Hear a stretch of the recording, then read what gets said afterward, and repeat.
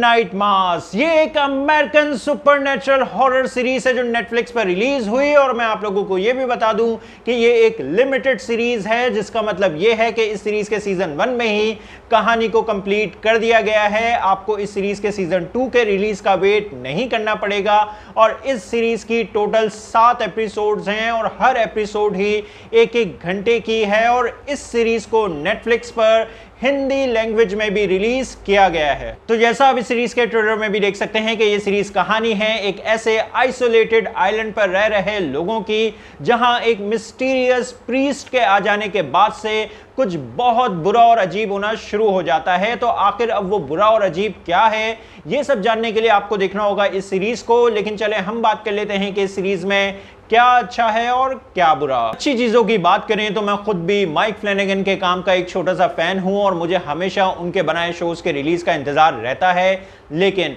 अफसोस की बात यह है कि ये जो उनकी बनाई नई सीरीज है मिडनाइट मास, इसको देखकर मैं ज्यादा खुश नहीं हूं। और अब मैंने ऐसा क्यों कहा है इस पर तो मैं भी आगे आप लोगों से बात करूंगा, लेकिन उससे पहले मैं माइक फ्लैनेगन की एक बात की तारीफ जरूर करना चाहता हूं और वो ये है कि वो हमेशा अपने हर नए शो में हॉरर जॉनरा की डिफरेंट टाइप्स को एक्सप्लोर करते हुए हमें नजर आते हैं। जैसे अगर हम हिल हाउस सीरीज की बात करें तो वो एक हॉन्टिंग हॉरर सीरीज है, और अगर हम ब्लाई मैनर सीरीज की बात करें तो वो एक गॉथिक हॉरर सीरीज है, और अगर अब हम मिडनाइट मास सीरीज की बात करें तो ये एक रिलीजियस हॉरर सीरीज है। और इन सारे ही शोज की जो हॉरर टाइप है एक दूसरे से बहुत अलग है, इसलिए हम इन शोज को आपस में कंपेयर नहीं कर सकते और इसी वजह से हमें माइक फ्लैनेगन के काम में चीजें रिपीट होती हुई नजर नहीं आती हैं, जो कि एक अच्छी बात है। और एज अ हॉरर फैन मैं चाहूंगा कि आगे भी माइक फ्लैनेगन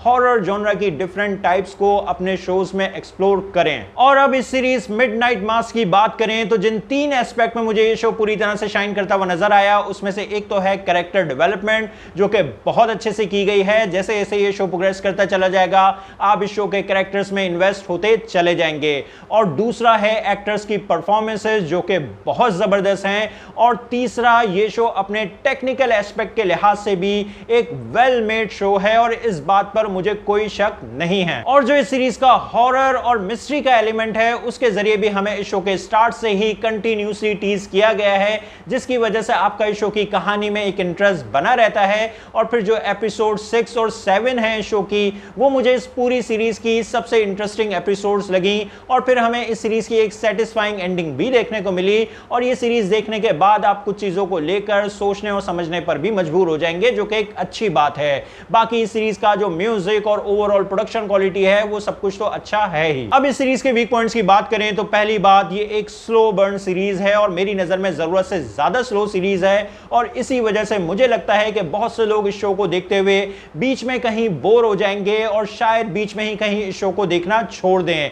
इसीलिए मैं आप लोगों को यही सजेस्ट करूंगा कि अगर आप इस शो को देखने के लिए अपना माइंड बनाएं तो ये सोच कर देखें कि आपने इस शो को अपना पूरा टाइम देना है और पूरे सब्र के साथ आपने इस शो को एंड तक देखना है। और दूसरा, मेरी नजर में जो इस शो का हॉरर एलिमेंट है वो भी वीक है। एटलीस्ट मुझे ये सीरीज देखते हुए कहीं भी डर नहीं लगा। मैं बस इस शो की मिस्ट्री और कैरेक्टर्स की वजह से इस शो से एंड तक एंगेज रह पाया। तो इसीलिए जो लोग इस शो को इस माइंड से देखेंगे कि ये एक हॉरर सीरीज है और ये शो देखते हुए उनको बहुत ज्यादा डर लगेगा, तो वो लोग भी मेरी नजर में इस शो को देखकर काफी डिसअपॉइंट होंगे। और जो इस शो की लेंथ है वो भी मेरी नजर में जरूरत से ज्यादा बड़ी है। अच्छा होता अगर इस शो को 7 एपिसोड्स के बजाय सिर्फ 5 एपिसोड्स के अंदर ही खत्म कर दिया जाता। खैर, इस तरह के कुछ इश्यूज होने के बावजूद भी मेरी नजर में ये एक डिसेंट सुपरनैचुरल हॉरर सीरीज है, इसलिए मैं इस शो को रेट करूंगा 7 आउट ऑफ 10। और आप लोगों से बस इतना ही कहूंगा कि अगर आप लोगों को सुपरनैचुरल हॉरर शोज देखना पसंद आते हैं और अगर आप माइक फ्लैनेगन के फैन हैं तो फिर आप इस शो को थोड़ा थोड़ा करके ही सही लेकिन जरूर देखें, एंजॉय करेंगे।